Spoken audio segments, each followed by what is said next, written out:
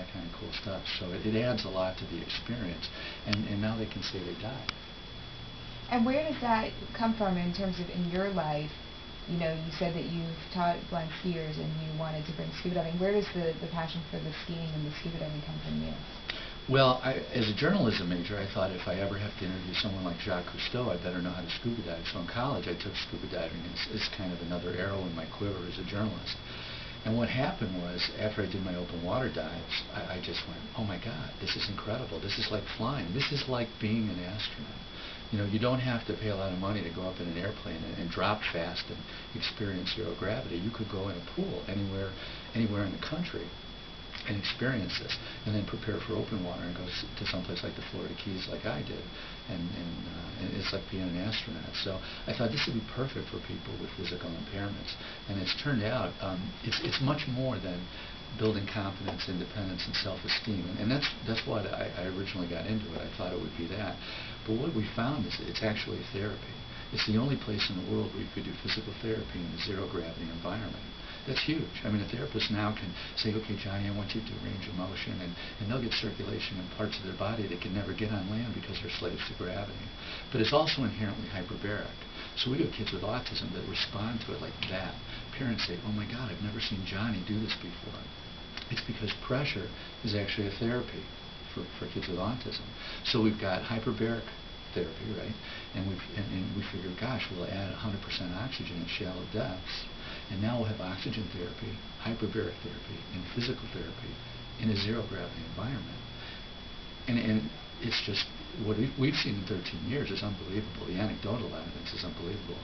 And all the doctors and hospital administrators and researchers and professors that I talk to, their mouths fall open when I talk about this being therapy. They're like, why haven't we thought of it? Especially the ones that are divers. They're like, why haven't we thought of this before? And the answer is that 99.9% of the people in the world don't scuba dive. And 99.9% of the people that scuba dive don't do what we do. And I do this 7 days a week. I get up early in the morning and I go to bed late at night, and I think of ways that we can use scuba diving as a tool in this zero-gravity environment to help people with disabilities. So this is, last night I was presenting to a group of Rotarians. I was telling them the Diveheart story.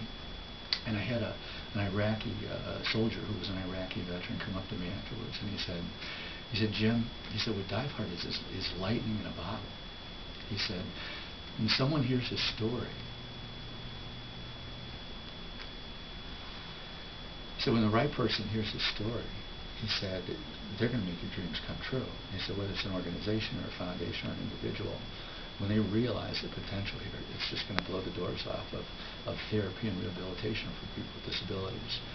And that's why we're thinking about building a facility, trying to raise funds to build a facility here in the Chicagoland area where we can do research, rehab, education, training, and provide vocational opportunities, jobs for people with disabilities in an underwater zero-gravity environment. We have a young lady who we just gave a grant to recently who has polio. When she was 16, she started with us in a pool at Shriners Hospital, and now she's almost going to graduate college, and she's majoring in underwater archaeology, and she's also a rescue diver. I also have dive masters that are installing underwater turbines in the Gulf Stream off of Fort Lauderdale, and that's clean energy. That's an industry that we right now as a country we could take advantage of.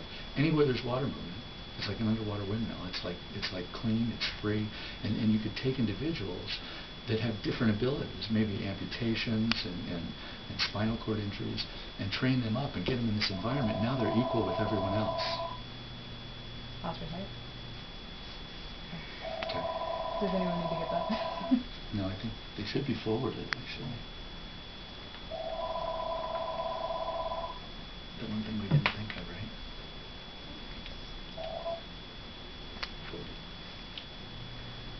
Still rolling. Okay.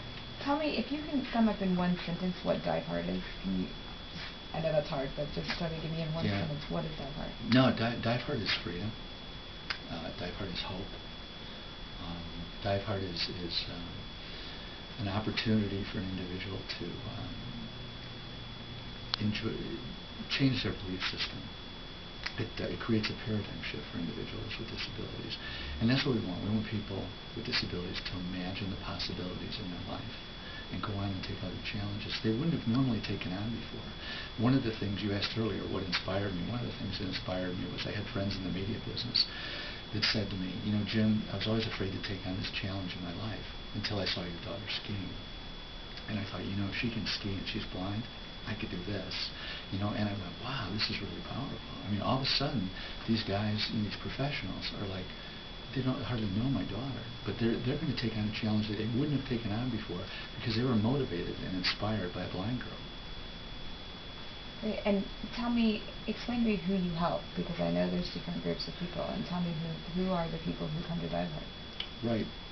Diveheart doesn't discriminate when it comes to disabilities. We work with physical disabilities. We work with traumatic brain injuries, so cognitive disabilities, but autism, Down syndrome, cerebral palsy, muscular dystrophy, multiple sclerosis, you know, spinal cord injuries, you know, amputations, you name it. The only thing that really keeps you from diving is open wounds. People who have pressure-related illnesses can't go deep.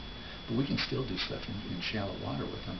And most of the heavy lifting that we do at Diveheart isn't done in swimming pools. And the one thing that I always tell people is, you know, skiing turned my daughter's life around. But you can only ski at certain times of the year in certain places of the world. But there's a pool in every community. And that's what we do, the heavy lifting is in pools. It's not about running off to some beautiful place to go scuba diving, right? Like you see ads on television and stuff. This is a therapy that can be done in every community that has a swimming pool. And then you set a goal to maybe go on a trip to the Keys. And that's hope. That's something for them to look forward to. So now they have 6 or 8 months or a year where all of a sudden they're going, hey, I'm a diver. I'm going on that trip. You know, and they can plan and they can believe and they can go forward, you know, and be motivated. And you work with all ages as well, right? There's children and there's veterans, and so tell me a little bit about the range of types of people as well. Right, we work with all ages. The youngest kids that we've worked with have been around 8 years old.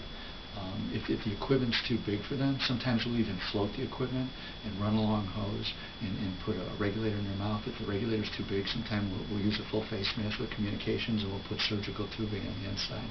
But we go all the way up to there is no topside age-wise. I've worked with guys in their 80s with cancer. You know, they have brittle bones and fatigue easy, so I don't make them carry their gear. We put the gear in the water for them. And their children, and tell me a little bit also about the veterans that you help. Right. We just received our second grant from the Illinois Department of Veterans Affairs, thanks to a lottery ticket, a veterans lottery ticket here in Illinois.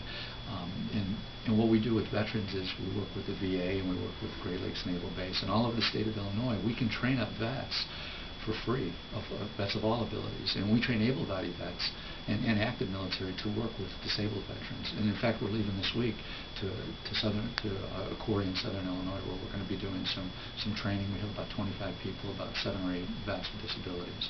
We try to have a 2-to-1 buddy ratio because we're really big on safety. And you know, knock on wood, since '97 we haven't had any problems. Great. And you know, how do you get people involved in Diveheart? Like, I know you said you don't discriminate against anyone, but how do you get them? How do you find them? How do they find you? Well, thank God for the internet, right, and social media. It's amazing. We could never have done it without that. So we reach out to people through opportunities like this, through CNN and newspapers and magazines, word of mouth and social media. And we have thousands of friends at Diveheart around the world that we reach out to if we need something. For example, we did a trip to Bonaire, and we had a young lady with no arms and no legs, and she was able to come up with a little bit of money for the trip. And I believe it's important for everybody to be invested in it. So she came up with a little money. We put an email out and said, okay, Anna can come up with $500. And she's fundraising over here in Houston, but we need to raise the rest of the funds. And so we put an email out, and I had people all over the country responding. I had a dive safety officer who was at the Monterey Aquarium who sent like a check for $700. She said, Jim, I got a bonus. I want to help. And I hadn't seen him in years. So we just reach out to friends at Diveheart.